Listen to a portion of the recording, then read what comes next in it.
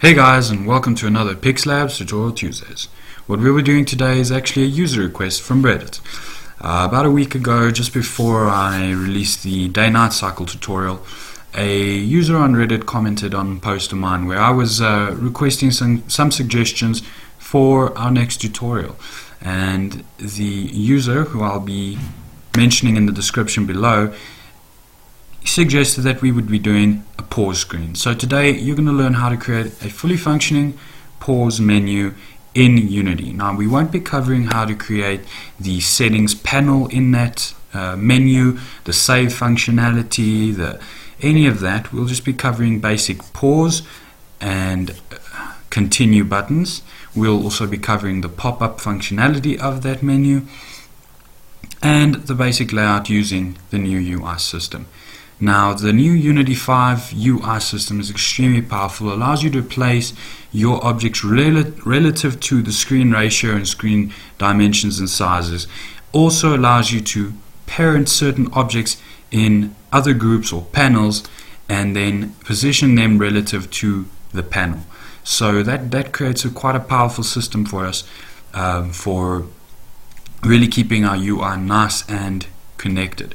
Now I have recently crossed over to the UI system, so I might not be using the most common ways of following the most common set of rules for using the UI system, but it works. I actually used to use the old GUI system, which a lot of people refer to as the GUI system, which really wasn't all that optimal. It was really slow, it was bulky, and it took a lot of hard-coded work to create, or you needed an asset to really maximize your potential there. So I've already opened our scene up, our project, our same project that we use every week, the PixLab Tutorials project. After we have reached a certain goal, we might release this project folder to you guys for use. Alright, so what you'll see here is the finished scene. All that I have here is an infinite plane. When I say infinite, it is actually only 100 by 100 by 100, and so yeah, 100 what would it be, meters, I'm not sure, kilometers, I'm not sure, it's metric and all that, and then the skybox which blends it into the background, so you get this nice sort of infinite plane effect in the bottom there. Along with that, I obviously have a camera, directional light, the character player, which in my case is just a cube with the character controller attached to it. Character controller is quite a powerful little script as well. And then a character move script, which I've just written to actually control the character. Attached to that character, I also have just a small particle emitter, which I just got from the standard assets. This is just to show you guys that we are literally stopping time using the timescale value in the script. So let's get right into it. I'm going to show you guys what the script does. So we're moving around here with our little cube and flame and smoke particle emitter there going, and you can see the flame occasionally, but mostly in this very bright environment you can only see the smoke. Now once I hit escape, you'll notice a little pause screen pops up and the smoke stops projecting. Now in reality the smoke is still there, everything is still present, but the time scale is now down to 0, so this literally stops time in the world. So what you'll see here is that our fake volume setting here, you can then be changed. Now I'm not going to go into how to create a volume setting in this one. I have a fake save button as well. Again, I'm not going to cover how to create the save functionality. Should you guys want it, please hit us up with a comment below. In fact, hit us up with any comments regarding what you would like to see next. If you would like to see save functionality using the user preferences functions and classes that are available with Unity 5 and many Unity versions before that, I would be more than open to showing you guys that, but it's a bit beyond the scope of this pause menu. So today we're going to show you how to create a pause menu that works by hitting escape or hitting continue if you want to play it again on the menu. So we will be covering the pop-up of the actual menu, the continue button, the pause button, and the rest of it is all just really some placeholders that you guys can then fill in yourselves.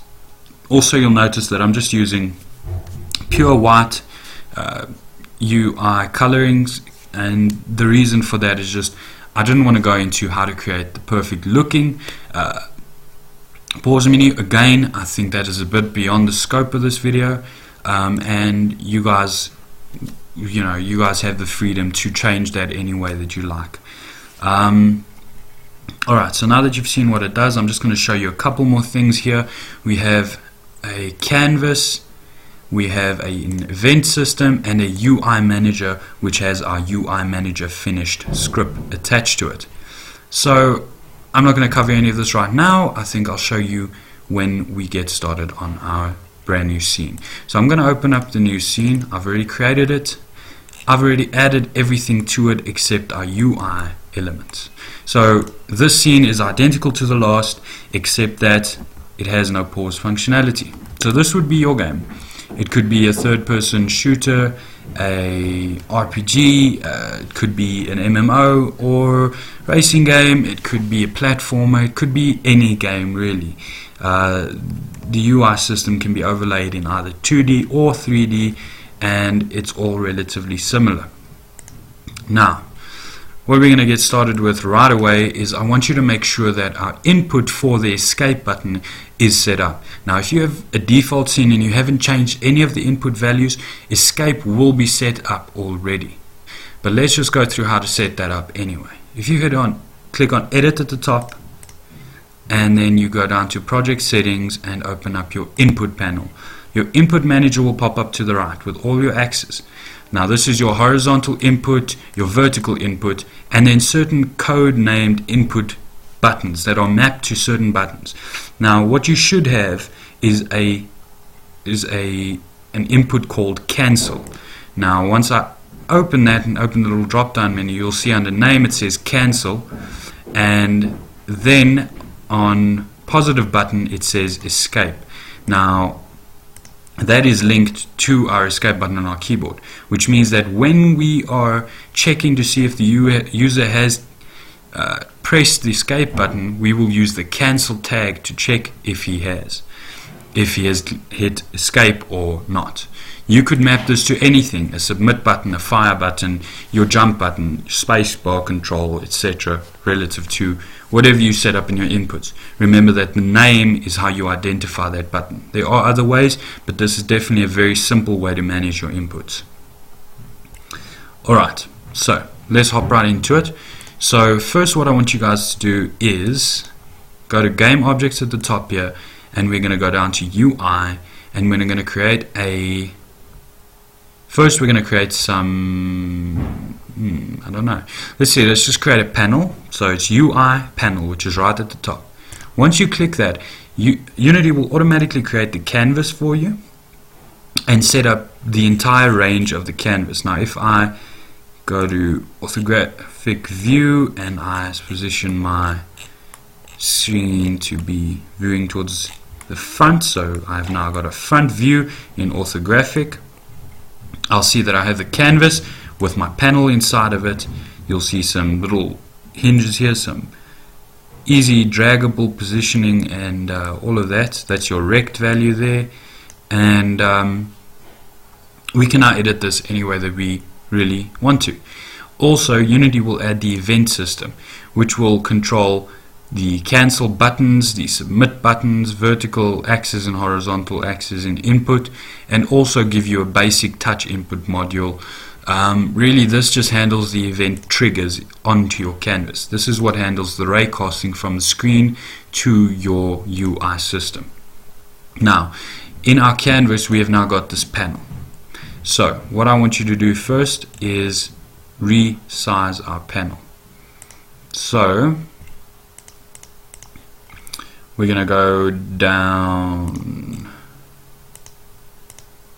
Right, let's just check here. We're going to just go here and say scale,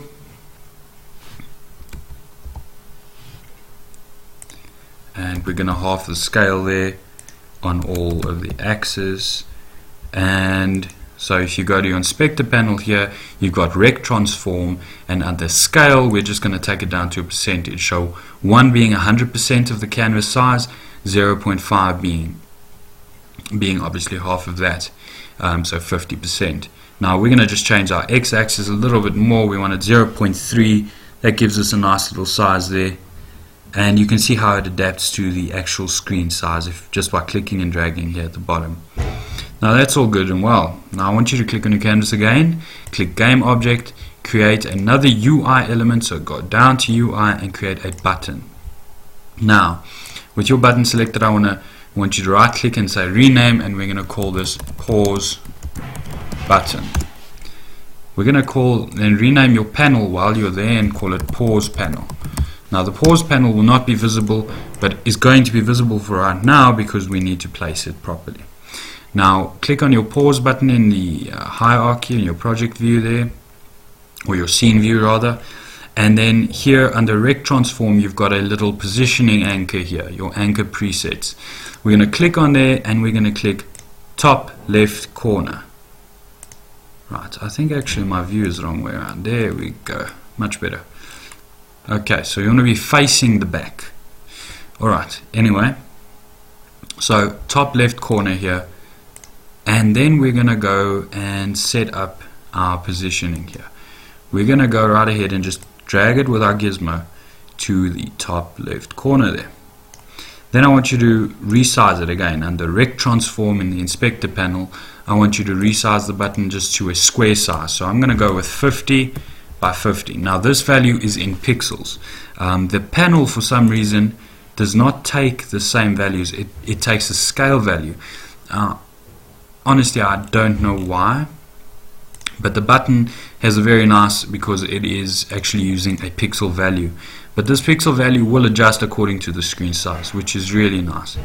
Then I want you to open up the button in the hierarchy here. You'll see that if I click on the little arrow there, I get text value. Now I can edit the text to anything. So we're going to just make it say pause. And that's it. So there's our little pause button. And then our panel is in the middle of the screen because it's set, oh yes, that's why. It's set here to stretch. We want it to be central. As soon as you set your anchor point to central instead of stretch, you'll get the pixel value here on the right instead of the scale value here. So let's just reset that back to 1 all the way through, and then set our width at the top to about, well, let's make it 250 pixels by 200 pixels. That'll be good. Now, so I apologize for that. So when you create your panel, in fact, let's go through it again. I'm going to delete this panel. So Game Object, UI, Panel. First thing you're going to do is you're going to click here on the anchor point. You're going to just cancel it out to central. So the anchor point is in the center of the screen. Then you can change your width value under the Rect Transform. Not your scale, but your width. To 250 pixels by about 200 pixels. And that's it. So that's much better. Now, what we want to do now is quickly set up our panel to look like a pause menu. So we're going to go back into Game Object, UI, and I want you to create a text. So a text element. So it's Game Object, UI, text. First thing you're going to do is you're going to drag this text element into the panel, so it becomes a child of the panel. Again, I'm just going to rename my panel to pause panel. The text, I'm going to rename the text here to title. This will be the title of the game pause menu pop-up. Again, we're going to set the anchor point to central. Now, because this is a child of the pause panel, the center point is now the middle of the pause panel. So if we then go down to text here and we just centralize our text and zero out our position X, position Y, and position Z in the Rect Transform value, you'll see it is now positioned exactly in the middle of the pause menu. We can then drag this up, and then we can change the text value just down here in the Inspector panel to whatever you want. Now I'm just going to say game paused. Alright, and I'm going to size it up a little bit. Okay, a little bit less.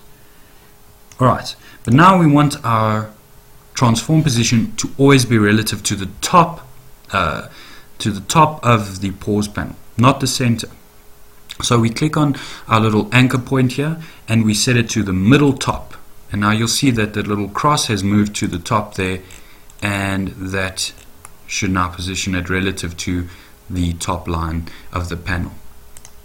Now I want you to just go ahead and create another button. So we're going to go into Game Object, UI, create a button. We're going to then drag that into the Pause panel again to make it a child of the Pause panel. Rename it, and we'll call this Continue. Again, we're going to reset the rect to the center and zero out our X and Y values.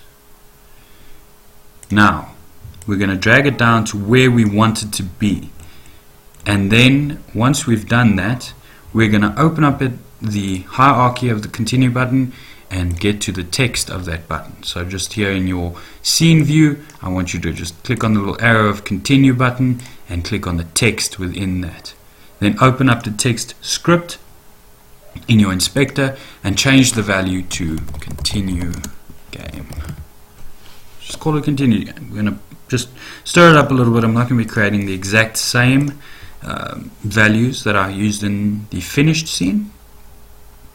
Now, just for the sake of it, I'm going to duplicate it. So right click on there and duplicate the button, and I'm going to just drag it up a little bit. I'm going to rename this one Fake Save. So Fake Save, I'm going to open up Fake Save here and go to the text value and change the text value to say Save My Game. It's just a proxy. It's never going to be used. And for this one, I'm actually just going to do that. I'm not going to add the slider to this one because we're trying to keep it simple for you guys. Again, I'm not going to make this button work. In fact, I'm going to change the interactable value of the button script to false so that it's not interactable. And then I'm just going to sort of move them up a little bit, and I'm going to move my title down just a little bit. There we go. And you know what, let's move all three of them just a little bit down to the middle. So that's quite cool. I quite like that. And that really is it. Now we know that our pause panel is the way we want it to be. It's been centralized and all of that. To stir it up a little bit though, I'm going to change the background color of my panel. So by clicking on Pause Panel Object, I'm going to be changing the color of the object. Let's make it like a, yeah, I'm kind of liking that. Let's try, okay. Yeah, I like that. Let's try like a orange, no, maybe not, no. Yeah, let's make it blue, okay. So matte blue. So again, you can just change the color of all of these elements to create your UI system. You can also add pictures and images and make them all interactable. Again, it's quite beyond the scope of this tutorial. Alright, so that is it. Now we're going to click on Pause Panel here, and in the top here we're going to just disable it. So it's gone. Still in our scene, but it's not enabled. Now I want you to create an empty object. So a game object, so it's just game object, create empty. Then I want you to rename this to UI Manager.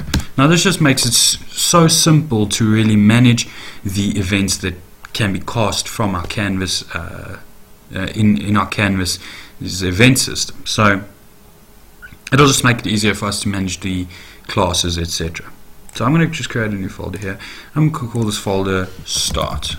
Again, this is our starting scene. I'm going to create a new folder, and I'm going to call it Scripts. And then I'm going to create a new C# script, and I'm going to call it UI Manager. Alright. I'm going to open this up.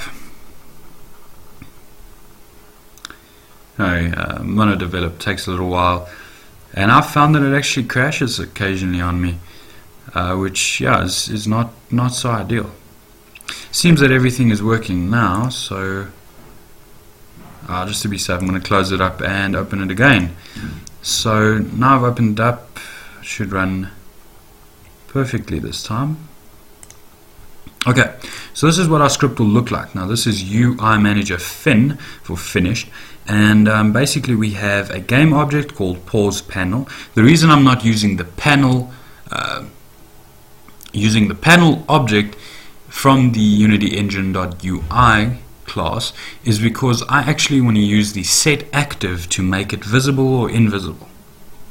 I found that that's the easiest way to hide elements on the screen. Now you could use animation to fade this menu in and out, or make it pop into the screen from the right, left, the top, or whatever. But again, a bit beyond the scope of this tutorial. We're trying to keep it basic here for you guys. So then we have a boolean value called isPaused, which will basically determine, is the game paused right now, yes or no. Under the start declaration, we check for the isPaused value and set it to false. Alright, I'm not going to get into this right now, not in detail. I think we're just going to get going. Now, if you want to use things like sliders in your pause menu, you're going to have to include the unity.ui package. So we need to import it. For those of you who know a bit of Java, you'll be using the statement called import or whatever, not in JavaScript, but old school Java, which is actually what I studied. So in C#, we're going to just enter here at the top, and we're going to type in using, which is the same as saying import, unity engine.ui. This will enable you to declare variables of the type slider, or button, or text, or any of those UI elements. That'll allow you to change the value of a button, change the ability to interact with certain objects, get readings from sliders. For instance, you would type in something like, let's try this quickly. I'm going to create a new slider, call it S, and then if I go to start and I type in S dot value, that's how I would retrieve the value of the S slider. Again, I'm not going to cover too much of that in this tutorial. If you guys would like to learn more about the UI system, please leave a comment below, hit subscribe, and let me know. Alright, so first and foremost, let's create a public game object. This will be our panel. So we're going to call this pause panel. Now, why am I not using the panel object from the UI system? The reason for this, again, is because I would like to use the setActive function that is available on any game object in Unity to make it either visible or invisible. So enable or disable it. Next, I'm going to create a public boolean or bool and call it isPaused. Now, I'm making this public so that you can also edit it from the inspector. If you want the game to start paused or not, or whatever, you can change the value in the start method. However, if you're playing the game and you would like to change the paused state, you can just toggle the boolean value in the inspector of your script. Now, what we're going to do first in the start method, as I said, is change the isPause value to false. So we want the game to start unpaused. Alright, I'm just going to glance over my script really quickly. Right. First of all, we want to go just below the update method or function for those JavaScript guys out there, and we want to create a void, and we want to call it void functional method. In C#, it's a method, so we're going to say void pause game, and then I want you to create a boolean argument and call it state. Open up that method, and then excuse me, I just have to check this quickly. Yeah, so this is going to be the actual pause functionality. This will pause or unpause the game. So what we want to do is say, if our state is true, then we need to set our panel to be visible. So we're going to say pause panel dot set active equals true. So we just open up the argument and hit in true. After it is visible, we want to now stop time. So we're going to type in time dot scale, time scale there, time dot time scale equals 0.0f, and that is it. Then if it is false, we're going to open up here else. So if state is false, then the game needs to be unpaused. Then we want the pause panel. Well, first we want to take our time.timescale to 1. So 1 means that we are at normal speed. 0 means we are paused. So I'm going to just add a little comment here and say paused and unpaused. Then we want to hide our panel again. Pause panel dot set active equals false.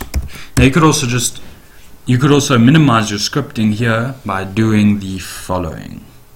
You could move the pause panel dot set active outside of your branching statement, your if statement, and make it state. So let's do that. We're going to just remove pause panel dot active here, and at the bottom I'm going to add it again, and I'm going to take it all out. And then we're going to change the argument of set active to state. So how this works is pause game takes a state argument, which is a boolean. Then if the state is true, then it sets the timescale to 0, so the game becomes paused. If it is false, it sets the timescale to 1, so the game is unpaused. And the pause panel dot active, so the pause panel is either enabled or disabled. That is controlled by the argument, which is carried over from our argument called state. So if your state is true, the panel will be visible. If your state is false, the panel will be false. Will be invisible. Sorry. Then the next thing we want to do is we want to create a public void, and we're going to call this one, we're going to call this SwitchPause. So this is a simple one. Whenever this method is called, it will basically alternate the isPaused boolean. So if the isPaused value is true, after this method is called, it will turn to false. So it's very simple. All we're going to do is say if the isPause is true, then isPaused needs to be false. So we change the value. So isPaused equals false. Changes the value.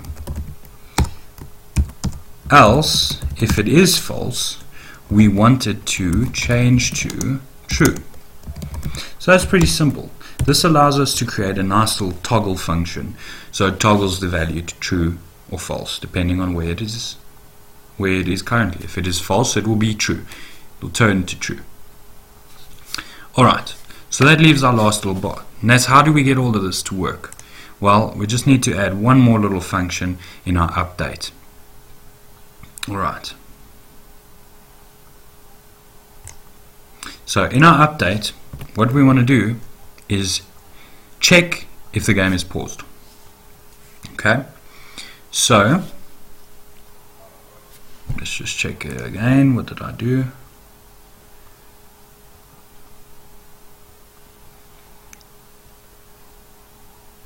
So we're going to open up, we're going to say if is paused, then call the pause game method and give it the value of true. So pause the game.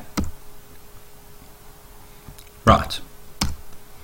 Else, if the isPause is false, so sorry, this should be the other way around. No, it shouldn't. Okay. Then if it is false, then pause game equals false. And that should do it. That gives us our basic functionality. What this basically does that if this value gets changed in the inspector, is paused, or by any other script for that matter, then if is paused is true, then we need to pause the game. If it is false, we need to unpause the game. So that just gives us a basically a call to our method every frame, which will make it real time, so that there's no delay on the pause menu. Next, what we need to do is, as I said before, we need to check whether the user has hit the escape button. So we're going to say if input dot get key down, and then I want you to, in quotes, I want you to type in cancel, and that'll check for the cancel button that we checked in our inspector earlier. And then all you're going to do here is say switch pause, and what that will do is check what the value is and change it, and then as soon as update is called again, it will call the pause game script. So I'm just checking this again. Sorry, it's is button down, not is key. It is button down. If you say is key down, then they need the key code, so escape instead of cancel. But we're just going to use, so if input.get button down cancel, so if that is hit and it is held down, not when it's released but only when it's pressed down, then switch the pause function. So let's just go through the script one more time, because I was a little bit confusing there, I know, and I apologize for that. I'm in a bit of a rush today, so I do apologize. So firstly, we've got a game object called pause panel. Then we have a boolean value called is paused. In our start function, we initiate our paused function, our is paused boolean, to false. Then we have a method down here called void pause game, which takes a boolean value. If that boolean value is true, it changes the timescale to 0, so it pauses the game. If it is false, it changes the timescale back to 1, which unpauses the game. It then sets the panel active, so set active, or the enabled function there, to the value passed in the argument, so either true or false, visible or not visible. We have another public void, which is called SwitchPause. This simply switches or toggles the value of is paused to either true or false, depending on where it already is.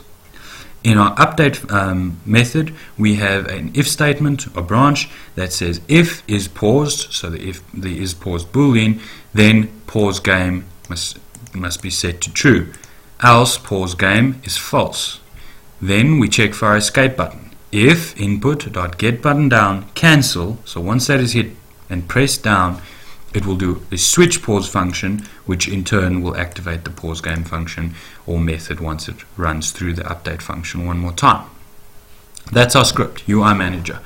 Let's minimize and check for errors. There are no errors, so we can now drag our UI manager onto our UI manager object in our scene. Now, right now this won't do too much, except that if you play the game and, whoops, I have not assigned that yet, sorry. Okay, so that was my fault. If we go to UI manager here, we need to add the pause panel game object. So in our scene view here, we're going to drag our pause panel, which is now invisible. Let's make it visible again. We're going to drag our pause panel into our pause panel argument or game object here on the right side. That's it, and I'm really not liking this color. I'm just going to take it back to like a white color there. Alright, so now what should happen is if I hit play here and I hit escape, that should have my game there. But now you'll see that none of these buttons do anything, not even this button in the top. So I can pause the game and unpause the game using escape now. So now the trick is, how do we link up our UI manager to our canvas? This is where it really gets interesting, and this is what makes the UI system in Unity so powerful. If we go to our canvas function here, we have no available settings here. Our event system, really nothing you can change, well, not too much anyway here. But let's take a second. Click on your pause button in the scene view. So this is your pause button here. Click on that, and if you scroll down to the bottom, we have an on-click area at the bottom here. It says list is empty in your inspector panel right at the bottom. And you click the plus icon here, this little plus, so add to list, and then runtime only, and then we're going to select a game object. So select the game object, scroll right to the bottom, and you'll see your UI manager. Double click on that, it's now been added. Now you can change the function that it's going to be accessing. So if you click on there, function, and you go down to UI manager, you'll get a list of all the UI, all the functions or basically properties, values, variables that you can change on the right on the UI manager. So if you go right down to the bottom, and you'll see there we created the switch pause the SwitchPause method, which, as you'll recall, we made a public void, so a public method. So this script can now access that method. So if we click SwitchPause, that will allow us to use the pause button. So if we hit play, now if we click pause, we can pause and unpause that game by just clicking the pause button in the top left corner there. Now continue button, which is in our pause panel, so in your pause panel just drop down the arrow there and click on continue, is exactly the same function being used, the switch pause function.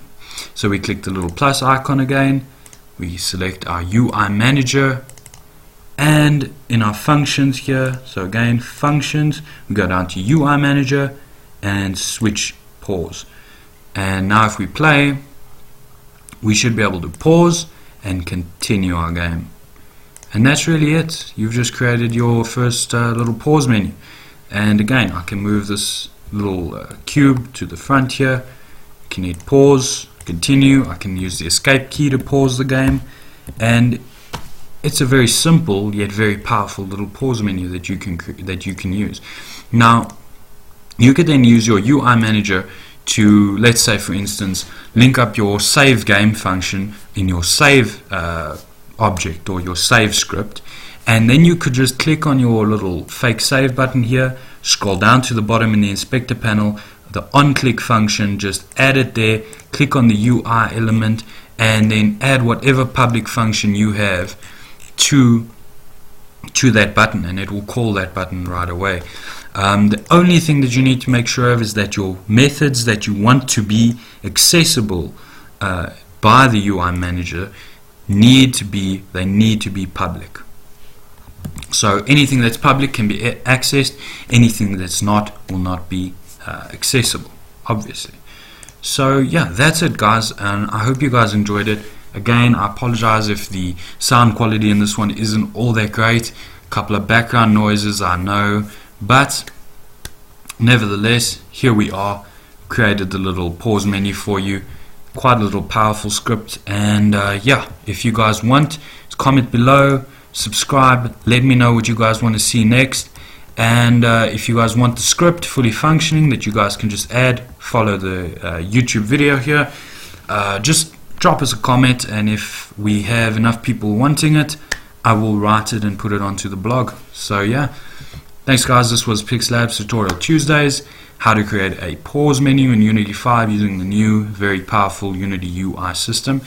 And I hope this was helpful to you guys. Please hit subscribe and like and comment below. Keep learning.